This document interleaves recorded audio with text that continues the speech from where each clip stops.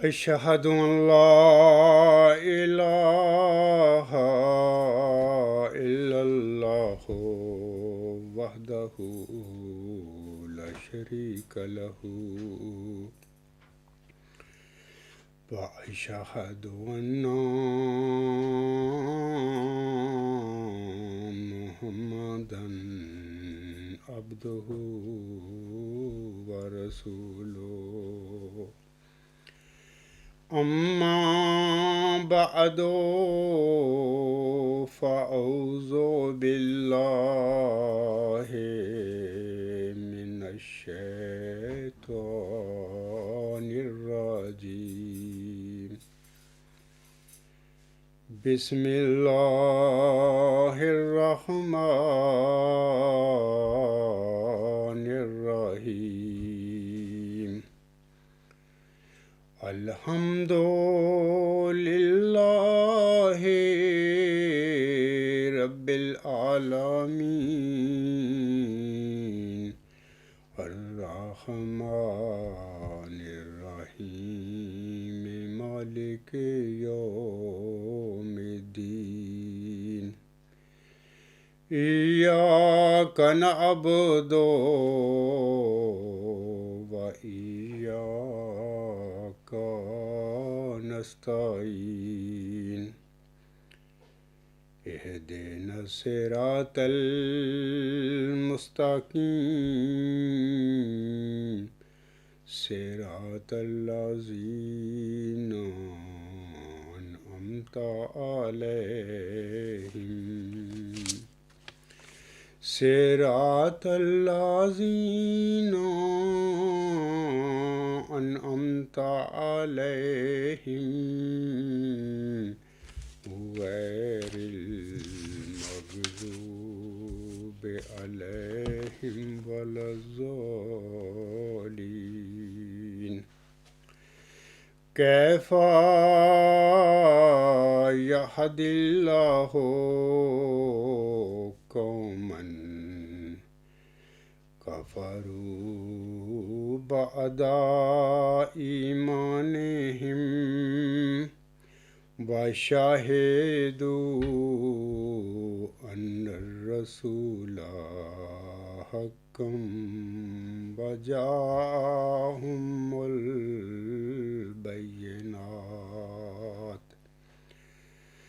والله لا يهدي القوم الظالمين أولئك جزاؤهم أن عليهم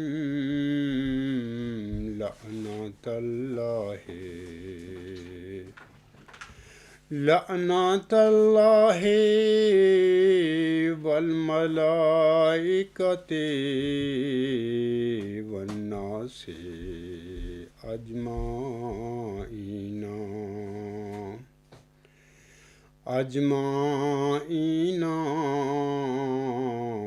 خالدين فيها لا يخفف عنهم العذاب ولا هم ينظرون إلا الذين تابوا من بعد ذلك وأصلحوا فإن الله غفور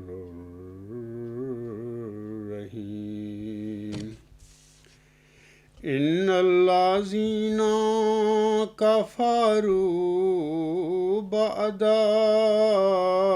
إيمانهم ثم ازدادوا كفرا لن تقبل توبتهم وَأُولَئِكَ هُمُ الضَّالُّونَ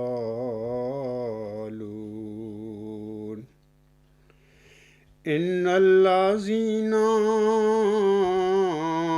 كَفَرُوا وَمَاتُوا وَهُمْ كُفَّارٌ فَلَن يُقْبَلَ مِنْ أَحَدِهِم مِلْءُ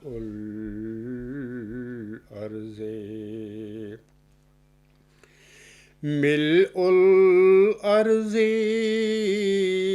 ذَهَبًا وَلَا افتدى به أولئك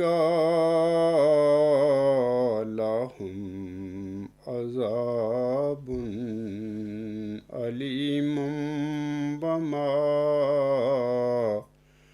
لهم من الناصرين۔ یہ سورت آل عمران کی آیت نمبر 87 سے لے کر 92 تک 6 آیات ابھی میں نے تلاوت کی ہیں۔ ان آیات میں اللہ تعالیٰ فرماتا ہے،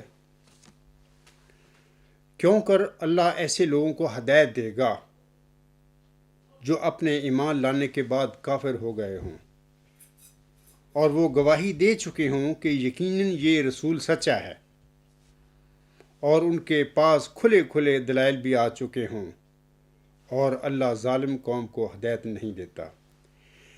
یہی وہ لوگ ہیں جن کی سزا یہ ہے کہ ان پر اللہ کی لعنت ہے، اور فرشتوں کی اور سب انسانوں کی۔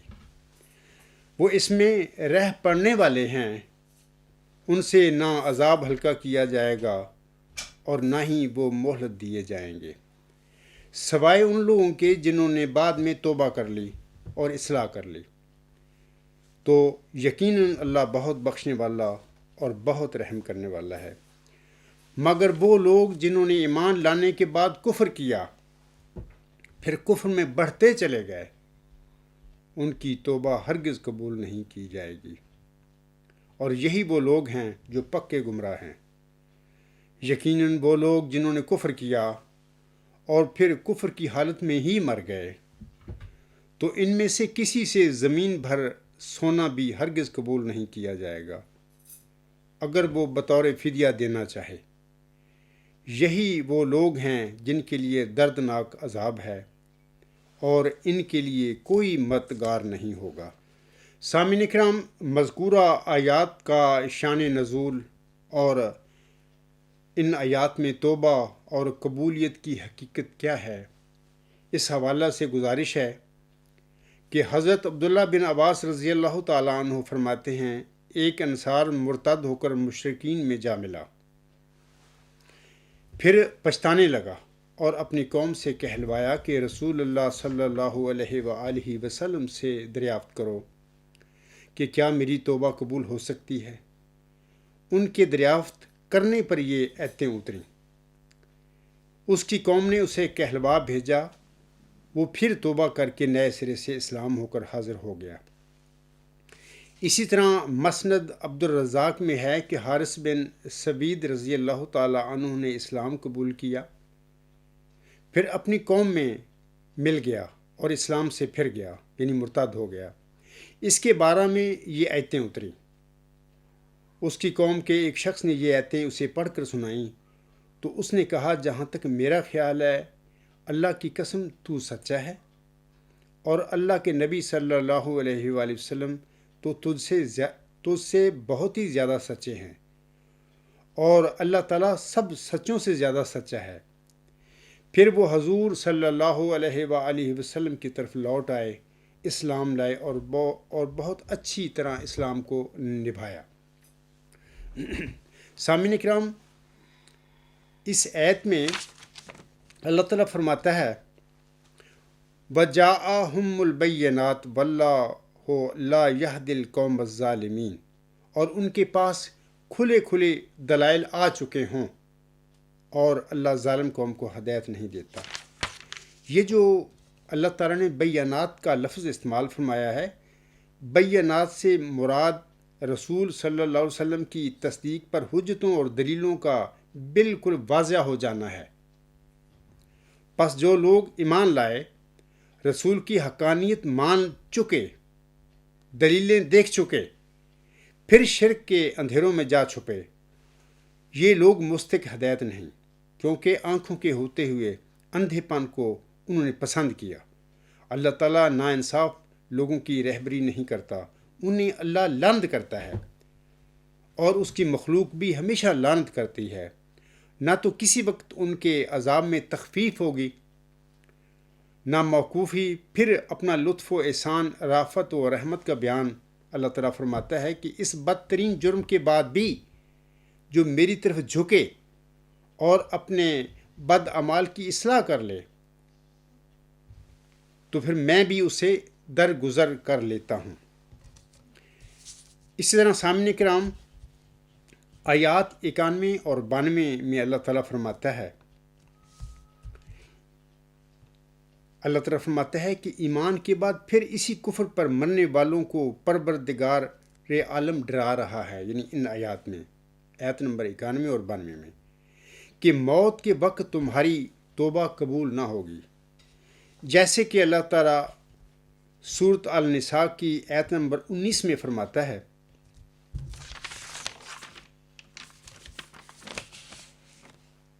اللہ تعالیٰ فرماتا ہے وَلَيْسَتِ التَّوْبَةُ لِلَّذِينَ يَعْمَلُونَ السَّيِّئَاتِ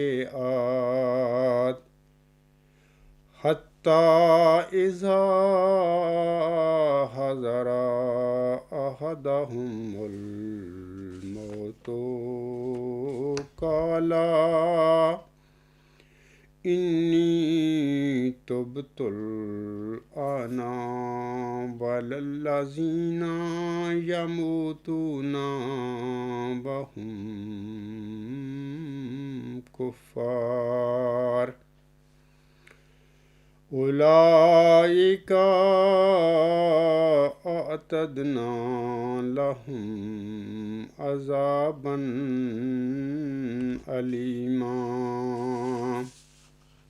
اللہ فرماتا ہے اس آیت میں، اور توبہ ان لوگوں کے لیے نہیں ہے جو بدیاں کرتے چلے جاتے ہیں، یہاں تک کہ جب ان میں سے کسی کی موت آ جاتی ہے تو وہ کہتا ہے کہ اب میں ضرور توبہ کرتا ہوں، اور نہ ان لوگوں کے لیے توبہ ہے جو کفر کی حالت میں مر جاتے ہیں۔ یہی وہ لوگ ہیں جن کے لیے ہم نے دردناک عذاب تیار کر رکھا ہے۔ سامعین کرام، آخری دم تک یعنی موت کے وقت تک گناہوں میں مبتلا رہنے والے موت کو دیکھ کر جو توبہ کریں وہ اللہ کے ہاں مقبول نہیں۔ یہاں پر اسی کا ذکر ہے کہ ان کی توبہ ہرگز قبول نہیں ہوگی، اور یہی وہ لوگ ہیں جو راہ حق سے بھٹک کر باطل راہ پر لگ گئے۔ حضرت ابن عباس رضی اللہ تعالیٰ عنہ فرماتے ہیں کہ کچھ لوگ مسلمان ہوئے، پھر مرتد ہو گئے، پھر اسلام لائے، پھر مرتد ہو گئے، پھر اپنی قوم کے پاس آدمی بھجوایا کہ کیا اب ہماری توبہ قبول ہے؟ انہوں نے حضور صلی اللہ علیہ وآلہ وسلم سے سوال کیا، اس پر یہ آیتیں اتریں۔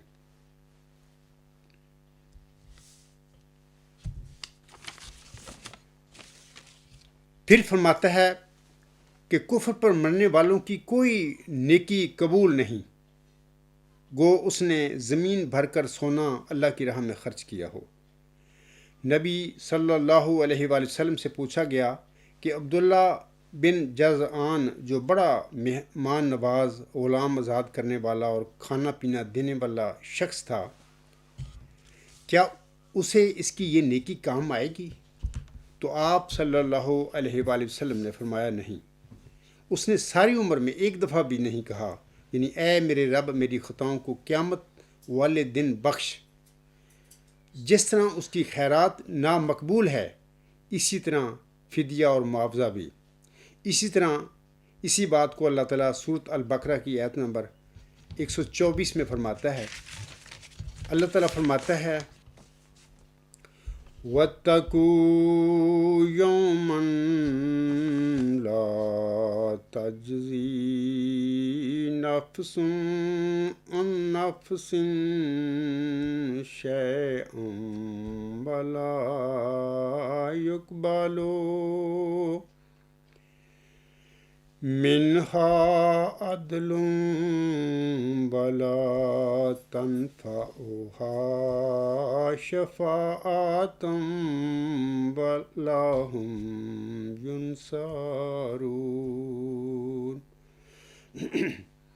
اللہ فرماتا ہے اس آیت میں، اور ڈرو اس دن سے جس دن کوئی شخص کسی دوسرے شخص کے کام نہیں آ سکے گا، اور نہ اس سے کوئی معاوضہ قبول کیا جائے گا، اور نہ کوئی شفاعت اسے نفع دے گی، اور نہ وہ مدد دیے جائیں گے۔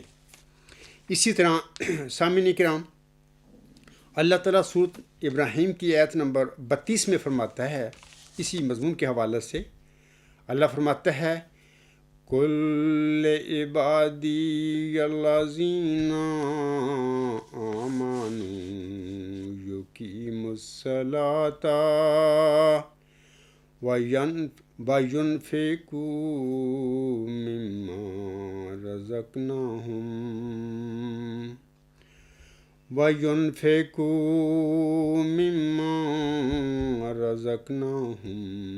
سِرًّا وَعَلَانِيَةً مِّن قَبْلِ أَن يَأْتِيَ يَوْمٌ لَا بَيْعٌ فِيهِ وَلَا خِلَالٌ۔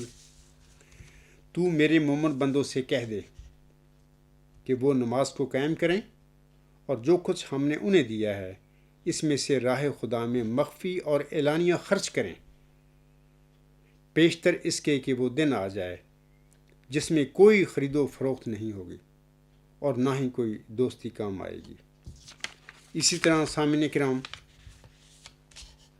اللہ تعالیٰ سورۃ المائدہ کی آیت نمبر 37 میں بھی اسی مضمون کے متعلق فرماتا ہے، اللہ تعالیٰ فرماتا ہے، ان الذین کفروا لو ان لهم ما فی الارض جمیعا ومثلہ معہ لیفتدوا بہ من عذاب یوم القیامت ما تقبل منہم وَلَهُمْ عَذَابٌ علیم۔ اللہ تعالیٰ فرماتا ہے اس آیت میں، یقیناً وہ لوگ جنہوں نے کفر کیا، اگر وہ سب کچھ جو زمین میں ہے ان کا ہوتا، بلکہ اس کے علاوہ اس جیسا اور بھی ہوتا، تاکہ وہ اسے قیامت کے دن کے عذاب سے بچنے کے لیے فدیہ میں دے سکتے، تو بھی ان سے وہ قبول نہ کیا جائے گا، اور ان کے لیے دردناک عذاب مقدر ہے۔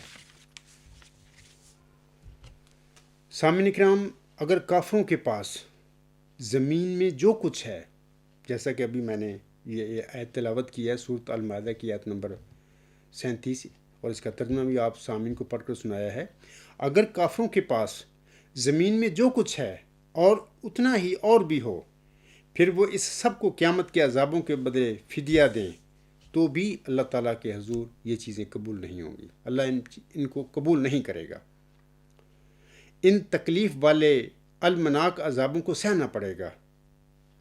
پس ثابت ہوا کہ اللہ کے عذاب سے کفار کو کوئی چیز نہیں چھڑا سکتی، چاہے وہ بڑے نیک اور نہایت سخی ہوں، وہ زمین بھر بھر کر سونا راہ اللہ لٹائیں، یا پہاڑوں اور ٹیلوں کی مٹی اور ریت، نرم زمین اور سخت زمین کی خشکی اور تری کے ہم وزن سونا عذاب کے بدلے دینا چاہیں یا دیں۔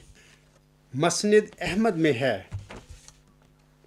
کہ رسول اللہ صلی اللہ علیہ وآلہ وسلم فرماتے ہیں، جہنمی سے قیامت کے دن کہا جائے گا کہ زمین پر جو کچھ ہے اگر تیرا ہو جائے تو کیا تو اس کو ان سزاؤں کے بدلے اپنے فدیے میں دے ڈالے گا؟ وہ کہے گا ہاں۔ تو جناب باری کا ارشاد ہوگا کہ میں نے تجھ سے بے نسبت اس کے بہت ہی کم چاہا تھا۔ میں نے تجھ سے اس وقت وعدہ لیا تھا جب تو اپنے باپ آدم کی پیٹھ میں تھا کہ میرے ساتھ کسی کو شریک نہ بنانا، لیکن تو شرک کیے بغیر نہ رہا۔ اسی طرح مسند ہی کی ایک اور حدیث میں ہے، حضرت انس بن مالک رضی اللہ تعالی عنہ فرماتے ہیں، رسول اکرم صلی اللہ علیہ وآلہ وسلم نے فرمایا، ایک ایسے جنتی کو لایا جائے گا جس سے اللہ تعالیٰ فرمائے گا، کہو تم نے کیسی جگہ پائی؟ وہ جواب دے گا، اللہ بہت ہی بہتر۔ اللہ تعالیٰ فرمائے گا، اچھا اور کچھ مانگنا ہو تو مانگو دل میں۔ اچھا اور کچھ مانگنا ہو تو مانگو، دل میں جو تمنا ہو کہو۔ تو یہ کہے گا، باری تعالیٰ میری صرف یہی تمنا ہے اور میرا یہی ایک سوال ہے کہ مجھے دنیا میں پھر بھیج دیا جائے، میں تیری راہ میں جہاد کروں اور پھر شہید کیا جاؤں، پھر زندہ ہو جاؤں، پھر شہید کیا جاؤں، 10 مرتبہ ایسا ہی ہو، کیونکہ وہ شہادت کی فضیلت اور شہید کے مرتبے دیکھ چکا ہوگا۔ اسی طرح ایک جہنمی کو بلایا جائے گا اور اس سے اللہ تعالیٰ فرمائے گا، اے ابن آدم، تو نے اپنی جگہ کیسی پائی؟ وہ کہے گا، اللہ بہت ہی بری۔ اللہ تعالیٰ فرمائے گا، کیا ساری زمین بھر کر سونا دے کر ان عذابوں سے چھوٹنا تجھے پسند ہے؟ وہ کہے گا ہاں۔ اے باری تعالیٰ اس وقت وہ کہے گا ہاں اے باری تعالیٰ، اس وقت جناب باری تعالیٰ فرمائے گا، تو جھوٹا ہے، میں نے تو اس سے بہت ہی کم اور بالکل آسان چیز تو سے طلب کی تھی، لیکن تو نے اسے بھی نہ کیا۔ چنانچہ وہ جہنم میں بھیج دیا جائے گا۔ اللہ تعالیٰ نے یہی فرمایا ہے اس میں کہ میں نے یہی اپنے بندوں سے کہا ہے کہ میرا کوئی شریک نہ بنانا، دنیا میں شرک نہ کرنا۔ اور ایک بڑی آسان سی بات اللہ تعالیٰ فرماتا ہے نا حدیث میں کہ میں نے انسانوں کی پیدائش سے پہلے، جب کہ سارے انسان جو ہیں آدم کی ابھی پیٹھ میں تھے، تو میں نے ان سے یہی عہد لیا تھا کہ میرے متعلق کسی کو شریک نہ بنانا، میرا شرک نہ کرنا۔ تو ہم دیکھتے ہیں کہ آج پوری دنیا میں دیکھو شرک سے اٹی پڑی ہے، حتیٰ کہ ایون امت محمدیہ کو دیکھو، وہاں پر بھی قدم و قدم پر قسم کے شرک ہو رہے ہیں، لیکن لوگ نہیں اس طرف توجہ دیتے۔ وہ یہ سمجھتے ہیں کہ صرف اپنے اللہ تعالیٰ جو ہے ہمارا مالک اور خالق ہے، اس کے بالمقابل کوئی بت بنا کے بیٹھ جانا اور اس کی عبادت کرنی شروع کر دینا، یہی شرک ہے۔ نہیں، شرک کی بہت ساری قسمیں ہوتی ہیں۔ تو اللہ تعالیٰ ہم سب کو اس ہر قسم کے شرکوں سے بچائے اور صرف توحید خالص جو ہے ہم اس پر عمل پیرا ہوں اور صرف خدائے واحد کی بات کریں۔ اللہ تعالیٰ کی بھی یہی منشا ہے کہ میرے بندے ایسا ہی کریں۔ آگے وہ مسند احمد میں جو حدیث لکھنے والے ہیں وہ کہتے ہیں، بس یہاں فرمایا ان کے لیے تکلیف دہ عذاب ہیں اور کوئی ایسا نہیں جو ان عذابوں سے اپنے آپ کو چھڑا سکے یا کوئی ان کی کسی طرح کی مدد کر سکے۔ اللہ تعالیٰ ہمیں اپنے عذاب سے نجات دے، آمین۔ آگے میں بانی جماعت علیہ السلام کے چند اقتباسات آپ لوگوں کے آگے پڑھ کر سنانا چاہتا ہوں، توبہ کے متعلق نا۔ حکم حضرت مرزا غلام احمد صاحب اپنے رسالہ قادیان کے آریہ اور ہم، روحانی خزائن جلد 20 صفحہ 448 پر فرماتے ہیں، آپ علیہ السلام فرماتے ہیں، توبہ کا لفظ نہایت لطیف اور روحانی معنی اپنے اندر رکھتا ہے جس کی غیر قوموں کو خبر نہیں۔ یعنی توبہ کہتے ہیں اس رجوع کو جو انسان تمام نفسانی جذبات کا مقابلہ کر کے اور اپنے پر ایک موت کو اختیار کر کے خدا تعالی کی طرف چلا آتا ہے۔ یہ کچھ سہل بات نہیں ہے، اور ایک انسان کو اسی وقت تائب کہا جاتا ہے جب کہ وہ بکلی نفس امارہ کی پیروی سے دست بردار ہو کر اور ہر ایک تلخی اور ہر ایک موت خدا کی راہ میں اپنے لیے گوارا کر کے آستانہ حضرت احدیت پر گر جاتا ہے۔ تب وہ اس لائق ہو جاتا ہے کہ اس موت کے عوض میں خدا تعالیٰ اس کو زندگی بخشے۔ اسی طرح حضور علیہ السلام اپنی کتاب چشمہ معرفت روحانی خزائن جلد 23 صفحہ 190 پر فرماتے ہیں، آپ علیہ السلام فرماتے ہیں، توبہ کے یہ معنی ہیں کہ انسان ایک بدی کو اس اقرار کے ساتھ چھوڑ دے کہ بعد اس کے اگر وہ آگ میں بھی ڈالا جائے تب بھی وہ بدی ہرگز نہیں کرے گا۔ پس جب انسان اس صدق اور عزم میں محکم کے ساتھ خدا تعالیٰ کی طرف رجوع کرتا ہے تو خدا جو اپنی ذات میں کریم و رحیم ہے وہ اس گناہ کی سزا کو معاف کر دیتا ہے، اور یہ خدا کی اعلیٰ صفات میں سے ہے کہ توبہ قبول کر کے ہلاکت سے بچا لیتا ہے۔ اور اگر انسان کو توبہ قبول کرنے کی امید نہ ہو تو پھر وہ گناہ سے باز نہیں آئے گا۔ عیسائی مذہب بھی توبہ قبول کرنے کا قائل ہے، مگر اس شرط سے کہ توبہ کرنے والا عیسائی ہو۔ لیکن اسلام میں توبہ کے لیے کسی مذہب کی شرط نہیں ہے۔ ہر ایک مذہب کی پابندی کے ساتھ توبہ قبول ہو سکتی ہے، اور صرف وہ گناہ باقی رہ جاتا ہے جو کوئی شخص خدا کی کتاب یعنی قرآن کریم اور خدا کے رسول حضرت محمد مصطفیٰ صلی اللہ علیہ وسلم سے منکر رہے۔ اور یہ بالکل غیر ممکن ہے کہ انسان محض اپنے عمل سے نجات پا سکے، بلکہ یہ خدا کا احسان ہے کہ کسی کی وہ توبہ قبول کرتا ہے اور کسی کو اپنے فضل سے ایسی قوت عطا کرتا ہے کہ وہ گناہ کرنے سے محفوظ رہتا ہے۔ اسی طرح سامعین کرام، حضور علیہ السلام اپنے اخبار الحکم مورخہ 24 مارچ 1903 صفحہ 10 پر فرماتے ہیں، آپ علیہ السلام فرماتے ہیں، توبہ کی معنی ہی یہ ہیں کہ گناہ کو ترک کرنا اور خدا کی طرف رجوع کرنا، بدی چھوڑ کر نیکی کی طرف آگے قدم بڑھانا۔ توبہ ایک طرف موت کو چاہتی ہے جس کے بعد انسان زندہ کیا جاتا ہے اور پھر نہیں مرتا۔ توبہ کے بعد انسان ایسا بن جاوے کہ گویا نئی زندگی پا کر دنیا میں آیا ہے، نہ اس کی وہ چال ہو، نہ اس کی وہ زبان، نہ ہاتھ، نہ پاؤں، سارے کا سارا نیا وجود ہو جو کسی دوسرے کے ماتحت کام کرتا ہوا نظر آ جاوے۔ دیکھنے والے جان لیں کہ یہ وہ نہیں، یہ تو کوئی اور ہے۔ خلاصہ کلام یہ کہ یقین جانو کہ توبہ میں بڑے بڑے ثمرات ہیں، یہ برکات کا سرچشمہ ہے۔ در حقیقت اولیاء اور صالحاء یہی لوگ ہوتے ہیں جو توبہ کرتے اور پھر اس پر مضبوط ہو جاتے ہیں، وہ گناہ سے دور اور خدا کے قریب ہوتے جاتے ہیں۔ کامل توبہ کرنے والا شخص ہی ولی، قطب اور غوث کہلا سکتا ہے۔ اسی حالت میں وہ خدا کا محبوب بنتا ہے۔ اس کے بعد بلائیں اور مصائب جو انسان کے واسطے مقدر ہوتی ہیں ٹل جاتی ہیں۔ سامعین کرام، اس طرح حضور علیہ السلام جلسہ سالانہ قادیان 1897 میں ایک موقع پر اپنے خطاب میں فرماتے ہیں، یہ جو حوالہ ہے تفسیر حضرت امام مہدی و مسیح موعود علیہ السلام جلد 2 صفحات 129 تا 130۔ آپ علیہ السلام فرماتے ہیں، توبہ دراصل حصول اخلاق کے لیے بڑی محرک اور معید چیز ہے اور انسان کو کامل بنا دیتی ہے۔ یعنی جو شخص اپنے اخلاق کے سیاح کی تبدیلی چاہتا ہے اس کے لیے ضروری ہے کہ سچے دل اور پکے ارادے کے ساتھ توبہ کرے۔ یہ بات بھی یاد رکھنی چاہیے کہ توبہ کے لیے 3 شرائط ہیں، بدون ان کی تکمیل کے سچی توبہ، جسے توبۃ النصوح کہتے ہیں، حاصل نہیں ہوتی۔ ان ہر سے شرائط میں سے پہلی شرط، جسے عربی زبان میں اقلاع کہتے ہیں، یعنی ان خیالات فاسدہ کو دور کر دیا جاوے جو ان خصائل ردیہ کے محرک ہیں۔ اصل بات یہ ہے کہ تصورات کا بڑا بھاری اثر پڑتا ہے، کیونکہ حیطۂ عمل میں آنے سے پیشتر ہر ایک فعل ایک تصوری صورت رکھتا ہے۔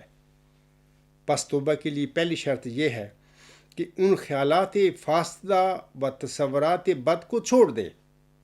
مثلا اگر ایک شخص کسی عورت سے کوئی ناجائز تعلق رکھتا ہو تو اسے توبہ کرنے کے لیے پہلے ضروری ہے کہ اس کی شکل کو بدصورت قرار دے اور اس کی تمام خصائل رذیلیہ کو اپنے دل میں مستحضر کرے، کیونکہ جیسا میں نے ابھی کہا ہے تصورات کا اثر بہت زبردست اثر ہے، اور میں نے صوفیوں کے تذکروں میں پڑھا ہے کہ انہوں نے تصور کو یہاں تک پہنچایا کہ انسان کو بندر یا خنزیر کی صورت میں دیکھا۔ غرض یہ ہے کہ جیسا کوئی تصور کرتا ہے ویسا ہی رنگ چڑھ جاتا ہے۔ پس جو خیالات بد لذات کا موجب سمجھے جاتے تھے ان کا کلا کما کرے، یہ پہلی شرط ہے۔ دوسری شرط ندم ہے، یعنی پشیمانی اور ندامت ظاہر کرنا۔ ہر ایک انسان کا کانشنس اپنے اندر یہ قوت رکھتا ہے کہ وہ اس کو ہر برائی پر متنبہ کرتا ہے، مگر بدبخت انسان اس کو معطل چھوڑ دیتا ہے۔ پس گناہ اور بدی کے ارتکاب پر پشیمانی ظاہر کرے اور یہ خیال کرے کہ یہ لذات عارضی اور چند روزہ ہیں، اور پھر یہ بھی سوچے کہ ہر مرتبہ اس لذت اور حظ میں کمی ہوتی جاتی ہے، یہاں تک کہ بڑھاپے میں آ کر جب کہ کباب بیکار اور کمزور ہو جائیں گے، آخر ان سب لذات دنیا کو چھوڑنا ہوگا۔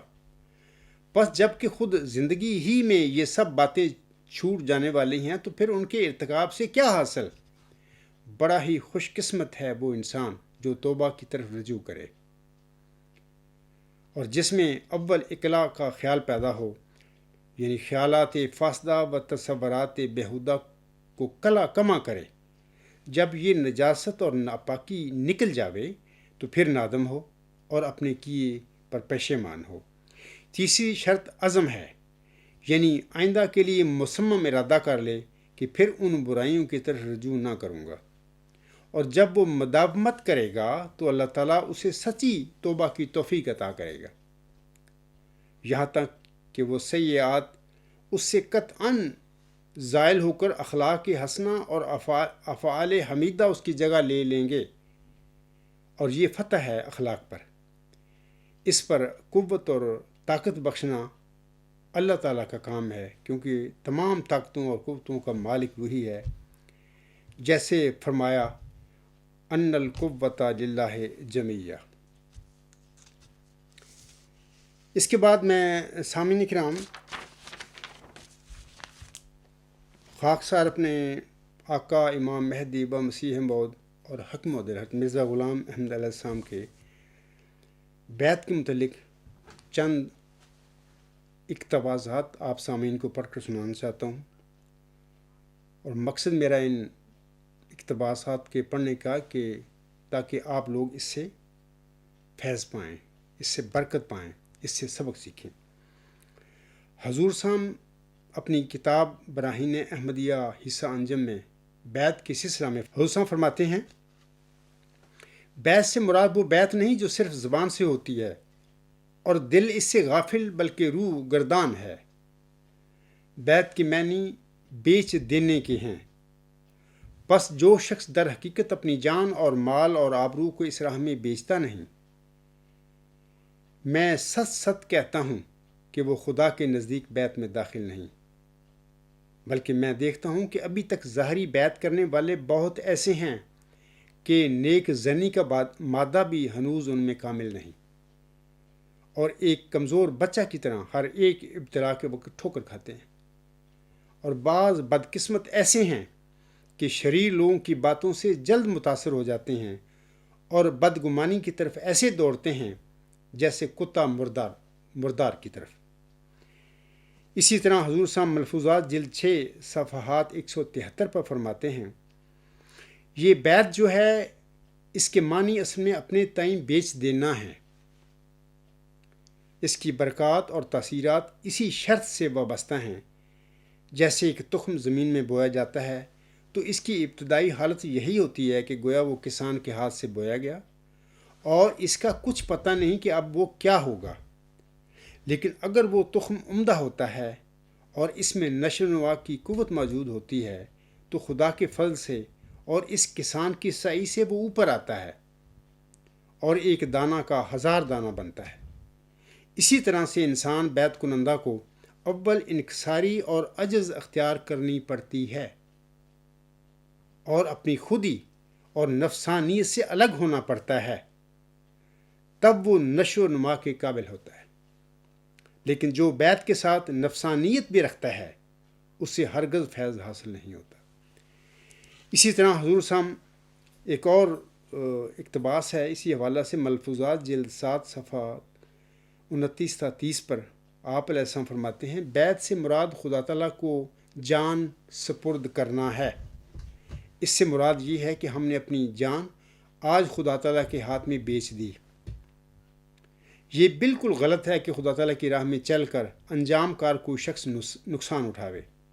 صادق کبھی نقصان نہیں اٹھا سکتا۔ نقصان اسی کا ہے جو کاذب ہے، جو دنیا کے لیے بیعت کو اور عہد کو جو اللہ تعالیٰ سے اس نے کیا ہے توڑ رہا ہے۔ وہ شخص جو محض دنیا کے خوف سے ایسے امور کا مرتکب ہو رہا ہے، وہ یاد رکھے کہ بوقت موت کوئی حاکم یا بادشاہ اسے نہ چھڑا سکے گا۔ اس نے احکم الحاکمین کے پاس جانا ہے جو اس سے دریافت کرے گا کہ تو نے میرا پاس کیوں نہیں کیا۔ سامعین کرام، آخر پہ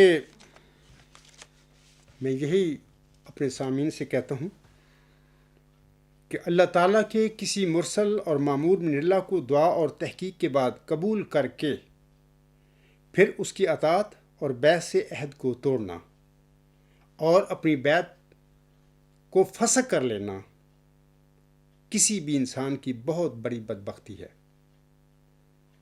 ہر مومن کو دعا بھی کرنی چاہیے اور کوشش بھی کرنی چاہیے اور توبہ اور استغفار بھی کرنا چاہیے کہ اللہ تعالیٰ اسے فاسق ہونے سے بچائے۔ آمین ثم آمین۔ اب میں چند اشعار حکم حضرت مرزا غلام محمد کے پڑھ کر اپنے خطبہ کو ختم کرتا ہوں۔ آپ علیہ السلام فرماتے ہیں، جب کھل گئی سچائی پھر اس کو مان لینا، جب کھل گئی سچائی پھر اس کو مان لینا، نیکوں کی ہے یہ خصلت راہ حیا یہی ہے۔ پاکوں کو پاک فطرت دیتے نہیں ہیں گالی، پاکوں کو پاک فطرت دیتے نہیں ہیں گالی، پر ان سیاہ دلوں کا شیوا صدا یہی ہے۔ نبیوں کی ہتک کرنا اور گالیاں بھی دینا، نبیوں کی ہتک کرنا اور گالیاں بھی دینا، کتوں سا کھولنا منہ تخم فنا یہی ہے۔ دنیا میں گرچہ ہوگی 100 قسم کی برائی، دنیا میں گرچہ ہوگی 100 قسم کی برائی، پاکوں کی ہتک کرنا سب سے برا یہی ہے۔ کیڑا جو دب رہا ہے گوبر کی تہ کے نیچے، کیڑا جو دب رہا ہے گوبر کی تہ کے نیچے، اس کے گماں میں اس کا عرض و سما یہی ہے۔ جب ہو گئے ہیں ملزم اترے ہیں گالیوں پر، جب ہو گئے ہیں ملزم اترے ہیں گالیوں پر، ہاتھوں میں جاہلوں کے سنگ جفا یہی ہے۔ مجھ کو ہو کیوں ستاتے 100 افطرا بناتے، مجھ کو ہو کیوں ستاتے 100 افطرا بناتے، بہتر تھا باز آتے دور از بلا یہی ہے۔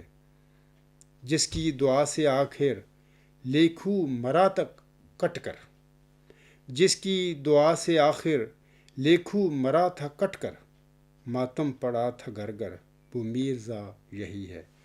وما علینا الا البلاغ وآخر دعوانا الحمد للہ رب العالمین۔ اولم وآخرم وظاہرم وباطنن هو مولانا نعم المولا ونعم النصیر ونعم الوکیل۔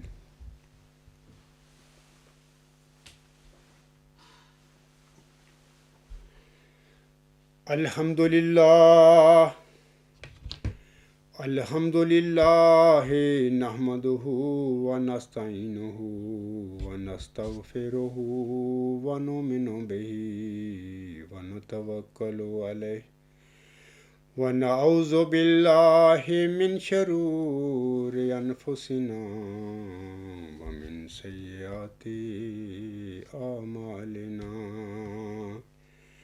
من یہدہ اللہ فلا مضل لہ ومن یضللہ فلا ہادی لہ، ونشہد ان لا الہ الا اللہ ونشہد ان محمدا عبدہ ورسولہ۔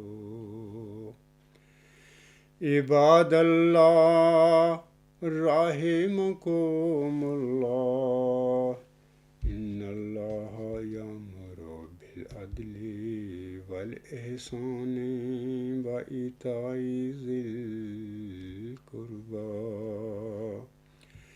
وينهى عن الفحشاء والمنكر والبغي يعظكم لعلكم